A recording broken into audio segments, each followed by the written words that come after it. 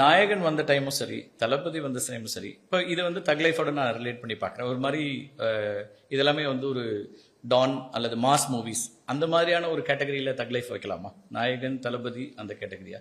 அதெல்லாமே நான் வந்து மாஸ் படம்னு சொல்ல மாட்டேன். இது வந்து எப்படின்னா கேங்ஸ்டர் வேர்ல்டுங்கிறது வந்து ஒரு களம் வந்து அதில் வந்து ஸ்டேக்ஸ் ரொம்ப ஜாஸ்தி. அந்த இதில் களத்தில் வந்து நம்ம ஒரு கதை செட் பண்ணோம்னா அதில் வந்து பாதிக்கப்பட்ட உயிர்.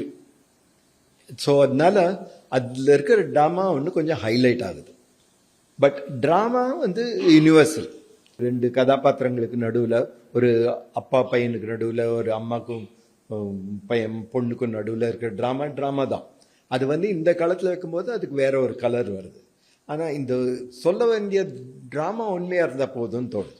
அது வந்து எந்த பிளாட்ஃபார்ம் அதுக்கு நல்லா தூக்கி கொடுக்குதோ அந்த பிளாட்ஃபார்மில் செட் பண்ணுறோம். அந்த பேக்ரவுண்ட், அந்த உலகம், அந்த களம் வந்து நம்பும்படியாக இருக்கணும், அக்செப்ட் பண்ணிக்கும்படியாக இருக்கணும்.